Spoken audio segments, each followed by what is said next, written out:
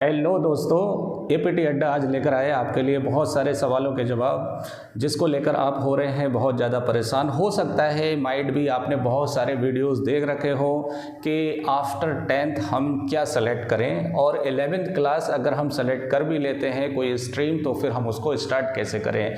तो इस टाइप के बहुत सारे सवालों के जवाब में भी आपने बहुत सारे वीडियोज़ देख रखे होंगे, लेकिन मैं बिल्कुल लास्ट में ये वीडियो लेकर आया हूँ। मैं चाहता हूँ कि मैं आपको बिल्कुल ग्राउंड लेवल से जो भी प्रॉब्लम्स आप फेस करने वाले हैं उनसे अगर अपने को बचना है तो आप इस वीडियो के एंड तक बने रहें। इस वीडियो के अंदर मैं आपको एक एक करके जितनी भी प्रॉब्लम्स हैं वो बताऊंगा कि क्या क्या प्रॉब्लम आ सकती हैं, और साथ में उनका सोल्यूशन भी बताऊंगा कि अगर ये प्रॉब्लम को हमें रिमूव करना है या लेकर ही नहीं आना है तो उसके लिए हमें क्या करना होगा।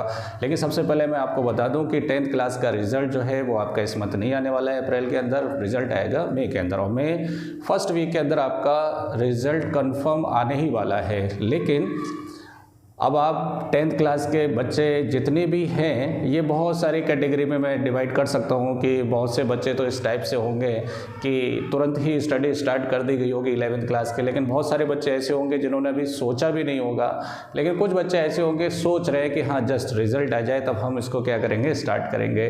तो मैं ज़्यादा बड़े लेवल पर नहीं जा रहा, लेकिन जो रूट लेवल पर बच्चों को परेशानी आती हैं उसको लेकर मैं आज डिस्कस करूँगा। लेकिन सबसे पहले आपको क्या करना है कि 11th क्लास में अपने को जो स्ट्रीम सेलेक्ट करनी है तो मैं सिर्फ 4 स्ट्रीम पर ही बात करूंगा कि या तो आप पीसीएम ले सकते हैं, फिजिक्स केमिस्ट्री मैथ्स ले सकते हैं, या फिर आप पीसीबी ले सकते हैं, फिजिक्स केमिस्ट्री बायो को सेलेक्ट कर सकते हैं, या फिर आप मैथ्स भी ले सकते हैं और साथ में बायो भी ले सकते हैं, और फिर चौथा ऑप्शन आपके पास क्या बचता है, कॉमर्स का बचता है। तो ये तो आपके स्कूल में ये कोर्सेज़ तो 100% अवेलेबल होंगे, बाकी के कोर्सेज़ भी होते हैं लेकिन मैं उसके ऊपर ज़्यादा डिटेल में बात नहीं करूँगा। अब प्रॉब्लम ये आता है कि जो भी बच्चे इस वीडियो को देख रहे हैं ना, तो मैं उन बच्चों को 2 कैटेगरी में डिवाइड करूँगा। एक आपका आएगा कैटेगरी 1 और एक आपका आएगा category B. Clear? Category A कौन सी है, कैटेगरी बी कौन सी है, तो आप कौन सी कैटेगरी में आते हैं वो आप अपने आप डिसाइड कर लेना। कैटेगरी ए के अंदर मैं रखने वाला हूँ बहुत ही लेबोरियस बच्चों को, है ना, बहुत ही सिंसियर बच्चों को, बहुत ही हार्ड वर्किंग बच्चों को, और बहुत ही टारगेटिंग बच्चों को, और बहुत ही जेन्युइन बच्चों को, और बहुत ही रेगुलर पंक्चुअल, क्या बोलूँ मैं भाई, मैं बहुत सारे इसके अंदर वर्डिंग यूज़ कर सकता हूँ। आप समझ गए होंगे ये किस टाइप के बच्चे हैं। ये उस टाइप के बच्चे हैं जिनका टारगेट फिक्स है। टारगेट क्या है? फिक्स है। अब इसमें आप टारगेट ज़रूरी नहीं है केवल आप पीसीएम को लेकर ही टारगेट कर सकें, आप पीसीबी को भी लेकर क्या कर सकते हैं, टारगेट कर सकते हैं। अब आती है कैटेगरी बी। कैटेगरी बी के अंदर वो बच्चे होंगे जो सिर्फ मैरिज के लिए पढ़ना चाह रहे हैं कि बच्चा नहीं, लड़का भी नहीं, क्या बोलेंगे कि भाई लौंडा हमारा जो है 12th पास है। क्या है? 12th पास है, या फिर क्या पास है, 10th पास है। आ रही बात समझ में? और 10th के बाद आप 12th लगा लीजिए, क्योंकि 11th के बाद आप सीधा किस में जाने वाले हैं, 12th में। तो आपका टारगेट 12th रहेगा, लेकिन 12th से पहले क्या करना पड़ेगा अपने को, 11th क्लास पास करना पड़ेगा, है ना। तो पहले कैटेगरी बी कैटेगरी के अंदर पहले मैंने उन लोगों को रखा है जो सिर्फ और सिर्फ पास होना चाहते हैं, ठीक है। और दूसरी कैटेगरी मतलब दूसरे ये हो सकते हैं कि जैसे एक इस टाइप के बच्चे होते हैं कि जो बिजनेस पर्पज़ से पढ़ना चाहते हैं कि उन्हें आगे चलकर क्या करना है, सिर्फ बिजनेस करना है ना। बहुत से बच्चे पहले से टारगेट बना लेते हैं कि सर अरे हमें तो जस्ट पास होना है और सिर्फ अपने पापा का बिजनेस हैंडल करना है। लेकिन भाई बोलना और करना दोनों में बहुत फ़र्क होता है। तो अभी तो आपके बहुत सारे जो टारगेट हैं वो चेंज होंगे। ऐसा नहीं है कि अभी से ही आपने टारगेट फिक्स कर लिया, वो कैटेगरी मैंने इधर डाल दी है, ठीक है। जो फिक्स कर लेते हैं वो इसमें आ जाते हैं। हालांकि आपने बिजनेस का टारगेट किया है, लेकिन ये ज़रूरी नहीं है कि आप इस पर डटे रहें, है ना। कुछ लोग बिजनेस के लिए पढ़ते हैं। और तीसरा, कुछ लोग बस क्या कि जस्ट पास हो जाएं, है ना, हमें कोई भी लेबर वर्क मिल जाएगा, है ना, तो हम वो करने के लिए तैयार हैं। या फिर आप फॉरेन जाना चाहते हैं, फॉरेन मतलब लेबर क्लास में फॉरेन जा, जैसे मान लो आप सऊदी अरब जाना चाहते हैं या फिर और किसी कंट्री में जाना चाहते हैं, तब आपको कैटेगरी बी के अंदर मैंने क्या किया गया है, सेलेक्ट किया गया है कैटेगरी बी के अंदर। तो ये तो 10th क्लास से जो बच्चे अभी जस्ट 11th क्लास में आने वाले हैं उनकी कैटेगरी को मैंने 2 पार्ट में क्या कर दिया है, डिवाइड कर दिया है। अब 1 बाई 1 मैं इसके ऊपर डिटेल में बात करूंगा। तो सबसे पहले मैं बात करता हूँ कैटेगरी ए के ऊपर। देखिए कैटेगरी ए के जो बच्चे होंगे उनके स्पेशली सिर्फ 2 ही फोकस होना चाहिए मेरे हिसाब से। एक या तो वो पीसीएम लें या फिर क्या लें, पीसीबी लें। अगर वो पीसीएम लेगा तो सबसे पहला टारगेट उसका क्या होना चाहिए, जेईई, मतलब उसके दिमाग में पहले से ही जेईई का एग्ज़ाम जो है क्लियर करके आईआईटी में एडमिशन लेने का होना चाहिए। क्लियर। ये बहुत सारे बच्चे ऐसे होते हैं जो जस्ट 10th से ही स्टार्ट कर देते हैं और 10th जस्ट पास होते हैं तभी तुरंत पढ़ाई क्या कर देते हैं, स्टार्ट कर देते हैं। अब कैसे स्टार्ट करना है इसके ऊपर मैं 1 बाई 1 आता हूँ, ठीक है। और इसी कैटेगरी में अगर बच्चा क्या लेता है, पीसीबी लेता है, तो जाहिर सी बात है वो क्या टारगेट रखेगा कि मुझे नीट क्लियर करना है। क्या क्लियर करना है, नीट। और नीट क्लियर करके क्या बनना है, डॉक्टर बनना है। तो ये तो 2 मेन टारगेट हो गए बड़े बड़े, जो पीसीबी या पीसीएम लेकर आप क्या कर सकते हैं, अचीव कर सकते हैं, है ना। नीट के लिए आप पीसीबी लें और इसके लिए क्या लें, पीसीएम। लेकिन इस कैटेगरी के अंदर जो बच्चे पीसीएम भी लेना चाहते हैं, आई वुड सजेस्ट कि आप इसके थ्रू ना जाएं। क्योंकि देखिए अगर आप 2 नाव में पैर रखेंगे, आ रही बात समझ में, 2 नाव में पैर रखेंगे तो क्या होगा, अगर एक नाव इधर उधर चली गई तो आपकी कुछ नहीं होने वाली, फटने वाली है, ठीक है। पैंट फटेगी और कुछ नहीं फटने वाला है, ठीक है। तो बेटर है कि आप पीसीएमबी के चक्कर में ना पड़ें, सिर्फ एक टारगेट अपना फिक्स करें, चाहे वो पीसीएम को लेकर हो, चाहे किसको लेकर हो, पीसीबी को लेकर हो, है ना। अभी मैंने ये नहीं बताया है तुम्हें कि स्टार्ट कैसे करना है 11th क्लास, अभी मैंने ये बताया कि आपका टारगेट क्या होना चाहिए। तो जो बच्चे मुझे सुन रहे हैं कि उनका टारगेट फिक्स है कि मुझे क्या निकालना है, जेईई निकालना है, तो 11th क्लास जो है ये इसकी पहली सीढ़ी है, फर्स्ट स्टेप है किस में एंट्री लेने के लिए, आईआईटी कॉलेजेस में एडमिशन लेने के लिए। और अगर पहली सीढ़ी का डंडा ही अगर आपका टूट जाए तो दूसरे डंडे पर कदम रखने की आप सोचना ही मत, ठीक है। उसके ऊपर मैं आता हूँ 1 बाई 1, ठीक है। अब इसके अंदर मेन कैटेगरी आपकी ये हो गई। और तीसरा, अगर जो बच्चे गवर्नमेंट जॉब की तैयारी करना चाहते हैं आगे जाकर, तो गवर्नमेंट जॉब के अंदर क्या होता है कि मैं सजेस्ट करूंगा कि अगर सिर्फ गवर्नमेंट जॉब के लिए जाना है तो आप क्या लें, आप स्ट्रीम पीसीएम लें। आपको पीसीबी लेने की ज़रूरत नहीं है, क्योंकि पीसीएम के अंदर आपकी जनरल साइंस भी आ जाएगी, आपका फिजिक्स भी हो गया, केमिस्ट्री भी हो गया। लेकिन मोस्टली बहुत सारे गवर्नमेंट के जो भी एग्ज़ाम्स होते हैं उसके अंदर मैथमेटिक्स ज़रूर आती है। तो मैथ्स का साथ अगर तुम्हारा बना रहेगा 12th क्लास तक, तो आपको ये सेक्शन, मैथ्स वाला जो सेक्शन है वो आपको बहुत ईजी लगेगा। क्लियर। ये तो हमारे कैटेगरी ए के बच्चों के 3 टारगेट हो गए, गवर्नमेंट जॉब, नीट और जेईई। अब इसके अंदर कुछ ऐसे भी हो सकता है कि जैसे मान लो आपका 10th क्लास के अंदर 85% प्लस अगर आपके मार्क्स हैं, क्लियर। और अगर आप इंडियन नेवी या आर्मी में जाना चाहते हैं तो उसके लिए आप क्या करेंगे, पीसीएम लेंगे और 12th क्लास को टारगेट बनाएंगे कि वो भी 85% प्लस आना चाहिए, तब आपको डायरेक्ट यहाँ से इंटरव्यू कॉल आ सकता है। क्लियर। अब देखिए हो क्या रहा है, मैं धीरे धीरे करियर काउंसलिंग की तरफ जा रहा हूँ, लेकिन ये सेशन मेरा करियर काउंसलिंग का नहीं है। मेरा सेशन ये है कि आप 11th क्लास को कैसे स्टार्ट करेंगे, किस तरह से पढ़ाई करेंगे। क्लियर। लेकिन थोड़ी बातें इसलिए बताना ज़रूरी है कि जब आपका टारगेट ही फिक्स नहीं होगा तो क्या घंटा पढ़ाई करोगे, आई बात समझ में। पहले अपना टारगेट फिक्स करो कि मुझे करना क्या है लाइफ में। तो अभी मैं कौन से कैटेगरी के बच्चों की बात कर रहा हूँ, जो लेबोरियस है, बहुत मेहनती हैं, जिनका टारगेट फिक्स है, या जो कुछ ना कुछ अपनी लाइफ में करना चाह रहे हैं स्टडी को साथ में लेकर, है ना। देखो करने को तो सब कोई करता है, सभी के अपने बिजनेस भी चलते हैं, जॉब भी करते हैं, सबके अपने अपने काम चलते हैं, ऐसा नहीं है। लेकिन इट डिपेंड्स कि आप किस तरह की लाइफ को जीना पसंद करेंगे, है ना, ये आपके ऊपर डिसाइड करता है। तो यहाँ पर मैंने तुमको पीसीएम और पीसीबी को लेकर मैंने कैटेगरी ए के बच्चों का पहले टारगेट फिक्स कर दिया कि आप ये कर सकते हैं। क्लियर। अब आ जाओ कैटेगरी बी के अंदर। अब कैटेगरी बी के अंदर आपका इसमें से कोई टारगेट ही नहीं है कि मुझे JEE निकालना है या ये निकालना है वो निकालना है। क्लियर। तो ये आपके इंडिविजुअल इंटरेस्ट पर डिपेंड करेगा। अगर आपके 10th क्लास के अंदर मैथमेटिक्स में अच्छे मार्क्स आते हैं, है ना, तो आप अपने स्ट्रीम जो है PCM लेना। क्या लेना? PCM। और अगर आपको बायो में इंटरेस्ट है कि बायो के जो मैकेनिज्म है अगर उसको समझने में इंटरेस्ट है, तब आप क्या ले सकते हैं? PCB ले सकते हैं। लेकिन 11th क्लास स्टार्ट करने से पहले आप अपना टारगेट ज़रूर फिक्स कर लें।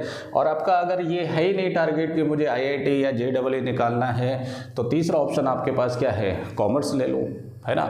लेकिन कॉमर्स को बहुत से बच्चे हल्के में ले लेते हैं, है ना। लेकिन फिर कॉमर्स के लिए एक सबसे बड़ा इशू क्या आता है कि कॉमर्स के अंदर जॉब अपॉर्चुनिटीज़ का क्या है। तो इसके लिए मैं एक अलग से सेशन लूँगा कैरियर काउंसलिंग का, उसके अंदर आपको मैं डिटेल में बात करूँगा। लेकिन कॉमर्स को आप इस तरह ना लें कि मुझे जस्ट क्या करना है? पास करना है। तो कॉमर्स इतना ईजी नहीं है जितना ईजी आप समझ रहे हैं, है ना।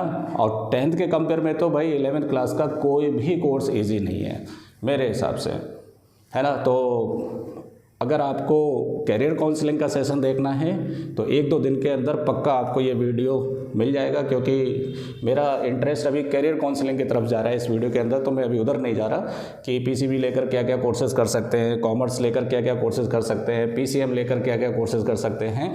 फिलहाल अब मैं वापस आता हूँ हाउ टू स्टार्ट क्लास 11। तो देखिए इसमें कैटेगरी वाइज मैं बताऊंगा तुम्हें कि किस तरह से स्टार्ट करना है। अब देखिए जो बच्चे कैटेगरी ए के अंदर हैं, जिन्होंने पहले ही मन बना रखा है कि सर मुझे नीट निकालना है या JEE निकालना है। क्लियर। तो देखिए 11th क्लास के अंदर अगर आपने PCM लिया तो पक्का आप क्या क्या सब्जेक्ट पढ़ेंगे? फिजिक्स पढ़ेंगे। क्लियर। केमिस्ट्री पढ़ेंगे और मैथ्स पढ़ेंगे। ये मेजर सब्जेक्ट हैं आपके। क्लियर। और अगर आप PCB लेंगे तो इसमें फिजिक्स आपका कॉमन रहेगा दोनों के अंदर, केमिस्ट्री भी कॉमन रहेगी, लेकिन मैथ्स की जगह इसके अंदर क्या आ जाएगा? बायोलॉजी आ जाएगी। और बायोलॉजी में बॉटनी जूलॉजी दोनों चीज़ें आएंगी, इसके अंदर कॉमन रहेगा। क्लियर। तो पहले मैं इसको लेकर ही बात करता हूँ। अब देखिए अगर मैं डिस्कस करूँ क्लास 11 के बारे में, ठीक है, जो मेरा एक्सपीरियंस कहता है that is much much much much greater than class 10th। आ रही बात समझ में? 10th क्लास की कोई औकात ही नहीं है किसके सामने? 11th के सामने। अगर ये बात आपको फील करना है ना, तो जब आप क्लास 11 स्टार्ट करेंगे और 11th का जब हाफ ईयरली एग्ज़ाम देंगे तब आपको फील होगा कि यार 10th क्लास तो कुछ भी नहीं था, हम फालतू का डर रहे थे। लेकिन 11th क्लास में फालतू का नहीं डरना है, 11th में तो डरना ही डरना है। क्योंकि अगर आपने टारगेट बना रखा है कि मुझे नीट या JEE निकालना है, तो इसके लिए मैं 100% ये गारंटी देता हूँ कि अगर आज आप लूज़ पड़ गए, अगर आज आप क्या पड़ गए? लूज़ पड़ गए। आ रही बात समझ में? अगर आप लूज़ पड़ गए तो समझ लो आपके लूज़ मोशन चलने ही वाले हैं। क्लियर। कहने का मतलब 11th क्लास को आप हल्के में नहीं लेंगे, क्योंकि आप गूगल करिए, मैं गूगल के थ्रू ही बताता हूँ आपको। अगर आप गूगल करेंगे ना और सिलेबस निकालेंगे आप किसका? JEE का या नीट का, तो मैं गारंटी देता हूँ आपको कि PCM और PCB में जो 2 कॉमन सब्जेक्ट है आपके फिजिक्स और केमिस्ट्री, इसके अंदर फिजिक्स के अंदर मेजर पोर्शन किसका है? मैकेनिक्स का है। किसका है? मैकेनिक्स का। लगभग 65% पोर्शन जो होता है वो मैकेनिक्स से आता है। आप पूरा सिलेबस उठा के देख लीजिए। मैकेनिक्स मतलब फोर्स हो गया, मोमेंटम हो गया, है ना, और वेलोसिटी हो गई, एक्सेलरेशन हो गया, ये चीज़ें जहाँ यूज़ होते हैं। अभी आप 10th क्लास के तो आपको पता नहीं कि मैकेनिक्स क्या होती है। फोर्स से रिलेटेड, वेलोसिटी से रिलेटेड, एक्सेलरेशन से रिलेटेड जो भी फिजिक्स हम पढ़ते हैं that is called mechanics. Work and energy also. तो कहने का मतलब ये है कि 11th CBSE के अंदर जो फिजिक्स का पोर्शन है ना, वो इस तरह से है कि 9th की फिजिक्स जो है वो मैच करती है जाके 11th से, और 10th की जो फिजिक्स है वो मैच करती है किससे? जाकर 12th से। लेकिन इन दोनों में ज़मीन आसमान का अंतर है। 9th के अंदर कुछ फिजिक्स नहीं है ना, 3-4 टॉपिक को फिजिक्स नहीं कहते हैं, और 10th के अंदर भी कोई फिजिक्स नहीं, 2-3 चैप्टर को हम फिजिक्स नहीं बोलेंगे। बस एक नॉलेज है तुम्हें कि हाँ फिजिक्स क्या होती है। क्लियर। अब मेरा कहने का मतलब क्या है कि जब आप 11th क्लास स्टार्ट करेंगे तो कैटेगरी ए के बच्चों की एक खासियत होती है कि उनको नानी के घर से कोई लगाव नहीं होता है ना, और मौसी के घर से कोई लगाव नहीं होता है, फूफो के घर से कोई लगाव नहीं होता है, उनको सिर्फ लगाव होता है किससे? पढ़ाई से। तो पढ़ाई तो पक्का उनके लिए कंफर्म है कि उनको तो करना ही करना है। तो पहले मैं उन्हीं बच्चों के बारे में बात करना चाहता हूँ और उन्हीं के बारे में बात चल रही है। तो आपको क्या करना है? मैकेनिक्स पे सबसे ज़्यादा क्या करना है? फोकस करना है। और पूरा का पूरा मैकेनिक्स जो है आपको मिलने वाला है 11th क्लास के अंदर। 12th क्लास में नहीं मिलेगी मैकेनिक्स। पूरी मैकेनिक्स किसके अंदर है? 11th क्लास के अंदर है। और आप यहाँ पर बिल्कुल भी लूज़ नहीं पढ़ेंगे। इस कैटेगरी के बच्चे लूज़ कैसे पढ़ जाते हैं? जैसे फॉर एग्जांपल अगर आपने कोई क्लास मिस कर दी, आ रही बात समझ में? अगर आपने कोई क्लास मिस कर दी, अगर क्लास मिस कर दी है तो पक्का अगला लेक्चर जो है ना वो आपके समझ में नहीं आने वाला है। तो क्लास अगर मिस हो भी जाती है बाय डिफ़ॉल्ट, जैसे आप किसी मैरिज में चले गए या किसी बर्थडे पार्टी में चले गए, एनी हाउ अगर क्लास मिस हो जाती है तो आप क्या करेंगे? उसका आप रिकॉर्डेड लेक्चर देखेंगे, ठीक है? या आप जिस जगह कोचिंग पढ़ रहे हैं उस कोचिंग के अंदर सर से अपना एक अलग टाइम निकालेंगे और वो लेक्चर के बारे में आप क्या करेंगे? पूरी नॉलेज लेंगे कि सर आपने पिछले लेक्चर के अंदर क्या सिखाया था। क्योंकि मैकेनिक्स के अंदर एक इम्पॉर्टेंट चीज़ ये होती है कि कनेक्टिविटी बहुत होती है।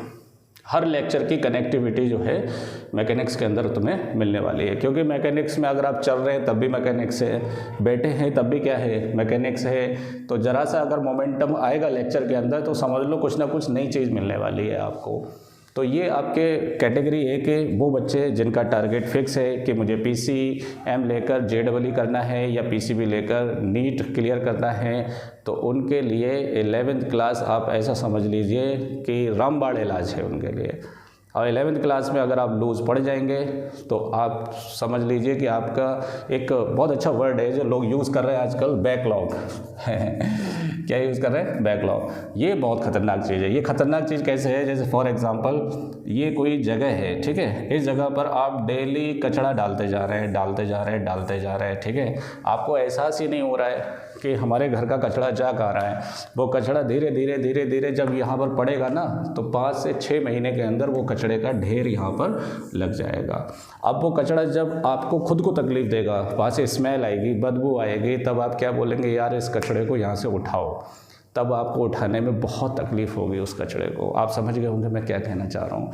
मैं ये कहना चाह रहा हूँ कि जैसे ही आप 11th क्लास स्टार्ट करेंगे और आप अगर किसी भी लेक्चर के एक एक या दो कॉन्सेप्ट अगर आप छोड़ते हुए जाएंगे तो वो छोड़ते छोड़ते छोड़ते छोड़ते आपके सर पर एक गठरी बन जाएगी।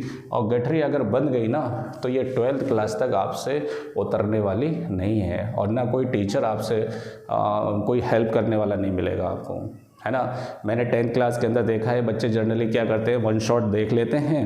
अरे मैं खुद बताऊं, देखो 10th क्लास के अंदर एक इलेक्ट्रिसिटी का चैप्टर है, एक magnetic effect of electric current है और एक लाइट वाला है। ये 3 बेसिक चैप्टर हैं आपके, है ना? ये 3 चैप्टर क्या वैल्यू रखते हैं आप खुद सोचिए ज़रा।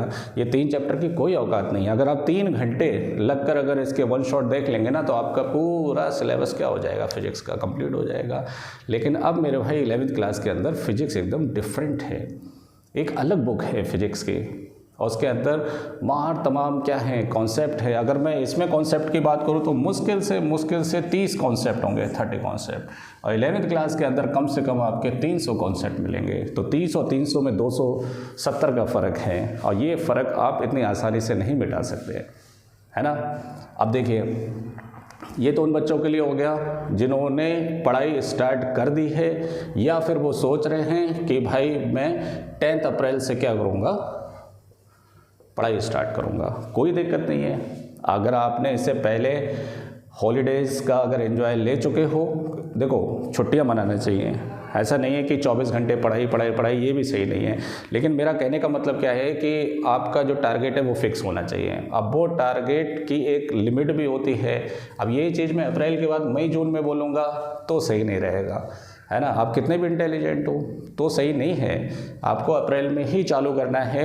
आप मिड ऑफ अप्रैल में भी कर सकते हैं, 15 अप्रैल से भी क्या कर सकते हैं, चालू कर सकते हैं। मैक्स टू मैक्स 20 अप्रैल, 20 अप्रैल से आप, ये बच्चों की बात कर रहा हूँ जो कैटेगरी ए के अंदर है, जिनका टारगेट फिक्स है, वो 20 अप्रैल से अपनी पढ़ाई को क्या कर सकते हैं, स्टार्ट कर सकते हैं। और इसके लिए अपने को क्या करना है, पढ़ाई करने का तरीका क्या है। फॉर एग्जाम्पल, जैसे आपने 2 सब्जेक्ट का अगर कोचिंग लगाया, जैसे फिजिक्स का लगा लिया है ना, और मैथ्स का लगा लिया है, तो अपने को क्या करना है, मैथ्स का टाइम जो है वो आप कम देंगे, है ना। अपना टाइम केवल 30% टाइम जो है सिर्फ आप मैथ्स को देंगे। और मैथ्स को पढ़ने का तरीका ये है कि आप कॉन्सेप्ट पे ध्यान दीजिए, फॉर्मूला कैसे बना है, उसका डेरिवेशन क्या है, इस पर फोकस करिए, जिससे कि आप को मैथ्स के क्वेश्चन को प्रैक्टिस करने में प्रॉब्लम फेस ना करना पड़े। अगर आप 10th क्लास की तरह मैथमेटिक्स पढ़ेंगे तो कुछ नहीं होने वाला है, ठीक है। अगर आप फिजिक्स की बात करें तो फिजिक्स के अंदर कोई भी चैप्टर आपको पढ़ाया जाता है, फॉर एग्जांपल जैसे आप कोई भी चैप्टर ले लो, motion in a straight line, है ना, motion in a straight line. अब यहाँ पर जो भी टॉपिक का नाम है, पहले तो वो क्लियर होना चाहिए आपको कि मोशन क्या होता है ना। ये बहुत ही पिन पॉइंट स्टडी है, एक एक बाल की खाल अगर तुमको नहीं पता होगी, और थोड़ा पढ़ाई का नज़रिया भी चेंज कीजिए। अगर किसी टीचर से आपकी फ्रीक्वेंसी मैच नहीं कर रही तो आप चेंज कर लीजिए, है ना। कोचिंग सेंटर के अगर किसी टीचर से आपकी फ्रीक्वेंसी मैच नहीं कर रही तो आप वहाँ से चेंज कर सकते हैं, लेकिन स्कूल का तो मैं नहीं कह सकता, क्योंकि स्कूल की पढ़ाई की मैं गारंटी नहीं ले सकता कि स्कूल के अंदर क्या चलता है। लेकिन ऐसा नहीं है, स्कूल का टीचर भी बहुत मेहनत करता है, कोशिश करिए उसको समझने की।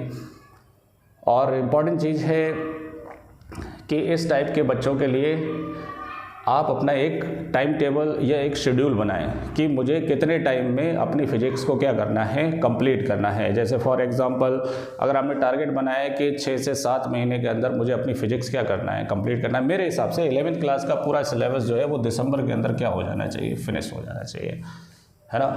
और आपके लगभग 2 या 3 जनवरी से आप अपना 12th स्टार्ट कर दें, क्योंकि 12th स्टार्ट कर देंगे तो आपको 11th क्लास का जितना भी आपने पढ़ा है वो थोड़ा सा आपको कैसा लगेगा, बहुत रिलैक्स महसूस होगा आपको कि हाँ ये मुझे आता है करके। लेकिन ये आपके स्कूल के ऊपर डिपेंड करेगा। स्कूल में जनरली एग्ज़ाम जो होते हैं 11th क्लास के वो फरवरी में हो जाते हैं, फरवरी में एग्ज़ाम ले लेते हैं जनरली स्कूल वाले जो हैं, है ना। अब मैं आता हूँ टारगेट कैटेगरी बी वाले। कैटेगरी बी के अंदर वो बच्चे जिनको जस्ट क्या करना है पास होना है, तो उनके लिए बड़ा इंटरेस्टिंग स्टोरी है। देखिए कैसे है। सबसे पहली बात, ऐसे बच्चों को तो जुलाई तक होश ही नहीं आता है ना। कोचिंग के मामले की बात कर रहा हूँ मैं। देखो 2 चीज़ें हैं, ये बच्चा स्कूल तो जाएगा ही जाएगा, है ना, और कोचिंग का भी कोई चांस नहीं है ना, कोई चांस नहीं है। क्लासेस बोलो, कोचिंग बड़ा अजीब सा लगता है यार, ठीक है, क्लासेस बोलो, ठीक है। एक स्कूल है और एक क्या है, क्लासेस है। कैटेगरी बी के अंदर स्कूल में तो बच्चा कब जाएगा, जब पूरा वो सेटिस्फाई हो जाएगा कि मैं 10th क्लास के अंदर पास हो गया हूँ। पास होने के बाद वो अपनी मिठाइयाँ बांटेगा, पूरे रिश्तेदारों में मिठाई बांटेगा, इधर से उधर जाएगा, वो बहाने से अभी स्कूल नहीं जाएगा, फिर सिलेबस का लोचा मारेगा कि अभी मैंने सिलेबस नहीं लिया है तो पहले मैं सिलेबस लूँगा। ये सब इग्नोरेंस वाली बातें बता रहा हूँ मैं, इग्नोरेंस कि जो बच्चे इग्नोर करते हैं ना पढ़ाई को, उनके पीछे क्या क्या रीज़न होता है ना। पहला रीज़न क्या कि पहले वो पास होगा, मिठाई बांटेगा, 3-4 दिन इसमें लगाएगा। उसके बाद अगर कुछ फैमिली प्रॉब्लम है या फैमिली प्रॉब्लम नहीं है, किसी वजह से अगर वो सिलेबस नहीं खरीद पाए हैं पेरेंट्स लोग, तो पहले वो डायलॉग मारेगा कि अरे अभी तो हमने किताबें नहीं ली हैं सर, क्या पढ़ाई करें, ऐसा वैसा, ठीक है। तीसरी बात, अगर पुरानी फ़ीस स्कूल पे ड्यू है तो पहले उसको लेकर वो बातें करेगा कि पहले वो जमा करो तब मैं जाऊँगा। होते होते आपका क्या आ जाएगा, जुलाई आ जाएगा, है ना। और ये कोई रीज़न नहीं होता है पढ़ाई ना करने का, ये सब फालतू की बातें हैं। कोई भी स्कूल वाला आपको स्कूल से नहीं भगाने वाला है। अगर आपकी फ़ीस नहीं भी जमा है तो ऐसा कोई भी स्कूल वाला नहीं होता है कि आपको क्या कर दे, वहाँ से भगा दे, ऐसा नहीं है। ये सिर्फ आपके फालतू के बनाए हुए अजम्पशन हैं। इसलिए बेटर है अगर पास होना है तब भी आप पढ़ाई स्टार्ट करिए, तो कम से कम मई जून से तो स्टार्ट कर दीजिए। आप जुलाई तक लेकर जाते हैं। अब स्कूल में जब वो जाएगा ना, और टीचर सबसे पहला केमिस्ट्री का चैप्टर पढ़ाएगा स्ट्रक्चर ऑफ एटम, क्या चीज़, स्ट्रक्चर ऑफ एटम, तो उसको स्ट्रक्चर अजीब ही नज़र आएगा, पता नहीं क्या क्या बन रहा है ना, ऐसे करके बल्ब जलेगा और ये स्ट्रक्चर तो बड़ा खतरनाक बन रहा है, एस ब्लॉक बन रहा है, पी ब्लॉक बन रहा है, डम्बलाकार बन रहा है, डबल डम्बलाकार बन रहा है ना, ये सारी बातें आपको एलियन टाइप लगेंगी। क्यों? क्योंकि आप बहुत लेट गए स्कूल के अंदर। आई बात समझ में? जब आप लेट जाएंगे तो कुछ नहीं समझ में आने वाला है। मैंने एक वर्ड बोला था ना बैकलॉग का, वो बैकलॉग यही है। जब आप 11th क्लास का आधा टाइम ऐसे ही निकाल देंगे तो भाई कुछ भी समझ में नहीं आने वाला है आपको, है ना। अब कोचिंग तो बहुत दूर की बात है, क्लासेस तो वो आएगा ही नहीं। जब स्कूल ही नहीं जाना चाह रहा है तो क्लासेस कहाँ से आ जाएगा, है ना। और जो ए कैटेगरी के बच्चे हैं जिनका टारगेट फिक्स है, वो स्टार्टिंग से ही अपना क्लास को क्या करते हैं, अटेंड करते हैं, पंक्चुअल रहते हैं, रेगुलर स्कूल जाते हैं, रेगुलर कोचिंग क्लासेस जाते हैं, प्रॉपर तरीके से क्या करेंगे, रजिस्टर बनाएंगे, सभी के नोट्स बनाएंगे, है ना। तो नोट्स बनाना कंपलसरी है लेकिन प्रायोरिटी नहीं है। अरे बात समझ में? प्रायोरिटी किस बात को देना है अपने को, जो भी कॉन्सेप्ट समझाए जा रहे हैं उस कॉन्सेप्ट को थोड़ा सा फोकस रखिए। देखिए आप 10th क्लास में थे तो आपका एज ग्रुप अलग था, अभी आप 11th में आ गए हैं तो आपका जो स्टेज है ना, वो ट्रांजिशन पीरियड आपका जस्ट क्या हो रहा है, चेंज हो रहा है। तो जाहिर सी बात है अगर आपका माइंड डेवलप होगा तो पुरानी चीज़ें आपको बहुत ही सिंपल लगेंगी। तो कहने का मतलब 10th क्लास के अंदर नोट्स के साथ साथ आप कॉन्सेप्ट पे भी क्या करेंगे, फोकस करेंगे। जैसे फॉर एग्जांपल बायोलॉजी का कोई मैकेनिज्म है बायोलॉजी का, फॉर एग्जांपल ट्रांसपोर्टेशन है, ब्लड का ट्रांसपोर्टेशन, तो आपको क्या करना है, पूरी डिटेल उसकी क्या करनी है, समझनी है कि आखिर ब्लड के अंदर क्या होता है, कैसे ट्रांसपोर्ट होता है, ला ला ला बहुत सारी चीज़ें होते हैं। कहने का मतलब ब्लड से रिलेटेड अगर आपको कोई भी क्वेश्चन आ जाए तो you have to answerable, otherwise कोई फ़ायदा नहीं है पढ़ने का, है ना। इसी तरह मैथ्स की बात करता हूँ मैं। अब मैथ्स के अंदर फॉर एग्जांपल आपने 10th क्लास के अंदर अरिथमेटिक प्रोग्रेशन पढ़ा था, अब इसी चीज़ को वो एक्सटेंड कर देंगे, ज्योमेट्रिक प्रोग्रेशन भी आ जाएगी इसके अंदर। तो आपने जो अरिथमेटिक प्रोग्रेशन पढ़ा है वो जस्ट इंट्रोडक्शन पढ़ा है, लेकिन इसके अंदर क्या है, उसको डिटेल में पढ़ाया गया है, क्योंकि आपकी एज भी तो क्या हो रही है, माइंड भी क्या हो रहा है, डेवलप हो रहा है। इसी तरह सिलेबस भी क्या होता जा रहा है, आपके लिए डेवलप होता जा रहा है। तो सिलेबस बहुत ज़्यादा है 11th क्लास का। अगर मैं कंपेयर करूँ ना तो कितना रेशियो रखूँगा मैं, 1:20 का रेशियो रखूँगा, 20 टाइम्स बहुत ज़्यादा सिलेबस है, आप ऐसा समझ लीजिए 11th क्लास के अंदर, है ना। चलो वापस आते हैं, है ना। अब देखो कैटेगरी बी का जो बच्चा है ना तो वो कोचिंग ही जाएगा ना वो क्लास जाएगा, वो ले देकर बरसात में आएगा, जून जुलाई के अंदर, है ना। पूरी गर्मियाँ ऐसे ही निकाल देगा, जुलाई के अंदर आएगा और ऐसा हीरो बन के जाएगा ना, अपने आप को बहुत बड़ा 30 मार्क का समझेगा कि अरे हम तो 11th क्लास में आ गए। और जैसे ही हाफ ईयरली होगा ना तो वो 3 सब्जेक्ट में फेल, फिजिक्स में फेल, केमिस्ट्री में फेल, मैथ्स है तो मैथ्स में फेल और बायो है तो बायो में फेल। तीनों सब्जेक्ट में ऐसी पटकी लगेंगी ना कि उठना मुश्किल हो जाएगा। अब इसका रीज़न आप किस पे थोपेंगे, किसी पे नहीं थोप सकते आप, ना पेरेंट्स पर ना टीचर पर, आप खुद इसके जिम्मेदार हैं, है ना। और यही चीज़ अगर आप कैटेगरी ए के बच्चों की बात करेंगे, है ना, तो उनके मार्क्स आएंगे लेकिन इतने अच्छे मार्क्स नहीं आएंगे, लेकिन पास तो होंगे कम से कम वो। क्यों? क्योंकि 11th क्लास में उनके लिए भी इतना आसान नहीं है, वो पढ़ाई कर रखी है उन्होंने, कर रहे हैं वो अप्रैल से, तब भी उनके लिए क्या आ रहा है, प्रॉब्लम आ रहा है। तो आप अपने आप को क्या सुल्तान समझते हो, है ना, ऐसा नहीं है ना। इसलिए मैं आपको अलर्ट कर रहा हूँ कि अगर आपने अभी तक पढ़ाई स्टार्ट नहीं की है तो पढ़ाई स्टार्ट करिए। और 11th class is totally different 10th class से, है ना, टोटली डिफरेंट एकदम। चाहे वो आप मैथ्स की बात करें, चाहे फिजिक्स की बात करें, चाहे केमिस्ट्री की बात करें, है ना। अब होता क्या है, अब वो फेल हो गया, अब वो क्या करेगा, कोचिंग के लिए भागेगा, क्लासेस के लिए। अरे सर मैं तो इतना अच्छा लेकर आया था, उन्होंने मुझे फेल कर दिया, उन्हें पढ़ाना नहीं आता है। फिर टीचर की बुराई करेगा कि उन्होंने मुझे इतना बढ़िया करके लेकर आया था फिर भी उन्होंने मुझे नंबर नहीं दिए। बिल्कुल हो ही नहीं सकता, ऐसा कोई टीचर होता ही नहीं है। वो मानता हूँ कि मेथड चेंज कर सकता है करेक्शन के टाइम पर, वो चाहे कि वो अपना मेरा वाला मेथड लगाइए, ऐसा कर सकता है, लेकिन सही चीज़ को गलत नहीं कर सकता। आप गलत लेकर आए इसीलिए आपको नंबर नहीं दिए गए हैं। अब होते होते क्या होगा, फाइनल एग्ज़ाम आ जाएंगे। अब फाइनल एग्ज़ाम में क्या होगा, वही स्कूल का पुराना ढर्रा कि पहले तो फ़ी रिकवरी की जाएगी। फ़ी रिकवरी के लिए 11th क्लास के अंदर थोड़ा सा भी वो देखेंगे ना कि इसने नहीं लिखा है प्रॉपर तरीके से, तब भी आपको क्या कर दिया जाएगा, फेल कर दिया जाएगा, है ना। और वैसे भी आपने कौन सी तैयारी कर रखी जो आप पास होने लायक हैं, है ना। तो पूरा साल जो है आपको ऐसे निकल जाएगा जूते चप्पलें पड़ते हुए, और कुछ नहीं होने वाला है। और पूरा टेंशन में निकलेगा। फिर आप क्या सोचेंगे, चलो कोई बात नहीं, 11 तो निकल गया है, 12th में देखते हैं, 12th में अच्छा परसेंटेज लेकर आएंगे। हो गई ना पूरी जो कहानी जो मैंने स्टार्ट की थी, जहाँ से स्टार्ट की थी वहीं पर आकर ख़त्म हो गई। कि पूरे साल आप यही कहते रहेंगे कि अभी पढ़ाई स्टार्ट करते हैं, अभी पढ़ाई स्टार्ट करते हैं। लास्ट में आकर आप कहाँ अटकेंगे, 12th क्लास पे अटकेंगे कि 12th क्लास में हम टारगेट करेंगे, है ना। अच्छा, 12th में आते ही बच्चा अलर्ट तो हो जाता है, क्योंकि उसे 11th क्लास का पहले ही मज़ा जो है चख लिया होता है उसने कि 11th क्लास में मैंने क्या किया है। अच्छा, इसकी वजह भी मैं आपको बताऊं। वजह ये है 10th क्लास में पास होने की खुशी कुछ अलग होती है। अब उस खुशी में आप अपने लिए क्या गड्ढा खोद रहे हैं आपको पता भी नहीं है ना। वह चौड़ा होकर घूमेगा बच्चा जो है कि अरे 10th क्लास निकाल लिया मैंने, 11 तो ऐसे ही हम निकाल लेंगे, कोई प्रॉब्लम नहीं होगी।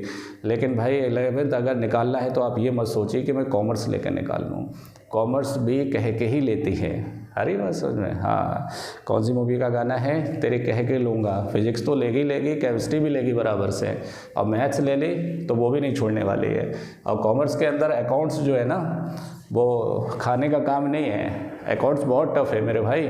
ले तो रहे आप अकाउंट्स, लेकिन ये सोच के मत लेना कि मुझे पढ़ना नहीं पड़ेगा। 90% बच्चों की साइकोलॉजी यही होती है कि कॉमर्स हम इसलिए ले रहे हैं कि हमें पढ़ना नहीं पड़ेगा, क्योंकि उनके कोलीग्स वगैरह डरा देते हैं, और ये फिजिक्स मत लेना, केमिस्ट्री मत लेना, मैथ्स मत लेना, ये बहुत खतरनाक सब्जेक्ट है। तो मेरे भाई अकाउंट्स कोई खाने की चीज़ नहीं है, अकाउंट्स उससे ज़्यादा खतरनाक है ना। हाँ, ये मेरी बातें थोड़ी कड़वी तो लगती होंगी, लेकिन यही सच्चाई है, ग्राउंड लेवल पर यही होता है ना। तो मैं एक बार फिर से समझा देता हूँ आपको कि कैटेगरी ए, कैटेगरी बी। अच्छा, कैटेगरी ए के लिए सबसे इम्पॉर्टेंट चीज़ है 11th क्लास। 11th क्लास का लिंक होना चाहिए, पक्का लिंक होना चाहिए, पढ़ा हुआ होना चाहिए, और आप आ जाएंगे 12th क्लास के अंदर। और 12th क्लास के बाद आप एलिजिबल हो जाएंगे JEE के लिए या फिर नीट के लिए। क्लियर।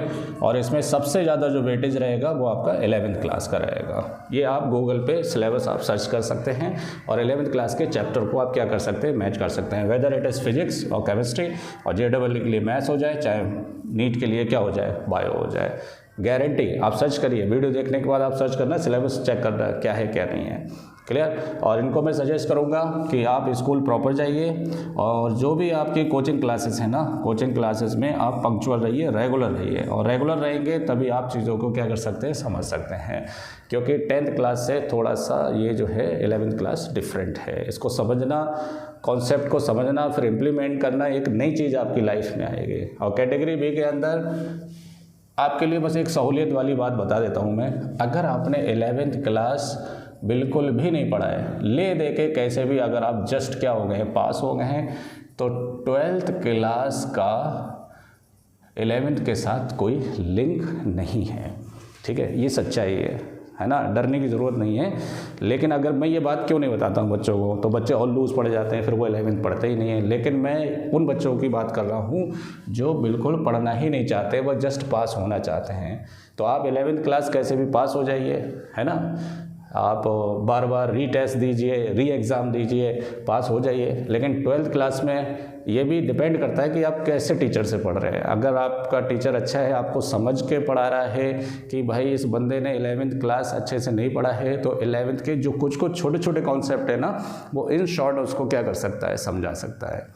लेकिन ये कैटेगरी के बच्चों के लिए इम्पॉसिबल। छोड़ना और ना पढ़ना इम्पॉसिबल, पढ़ना ही पड़ेगा 100%। क्योंकि नीट वगैरह में और JEE में जो कॉन्सेप्ट आते हैं वो बहुत ही डीप कॉन्सेप्ट आते हैं, और आई वुड सजेस्ट कि आप NCERT ही बुक को रेफ़र करें, है ना। NCERT बुक ही ले और इसी से ही पढ़े, और यही इंपॉर्टेंट बुक है। इसकी एक एक लाइन आपको समझ में आना चाहिए, है ना। और बाकी फर्दर गाइडेंस के लिए आप चैनल को क्या करें, सब्सक्राइब करें, और इस वीडियो को लाइक करें। अगर आपको करियर काउंसलिंग का वीडियो चाहिए तो आप मुझे कमेंट में ज़रूर बता सकते हैं कि सर आपकी जो भी रिक्वायरमेंट है कि आप फ्यूचर में क्या बनना चाहते हैं, तो मैं A से लेकर Z तक सारी डिटेल उस चीज़ के बारे में एक्सप्लेन करूँगा। Thank you.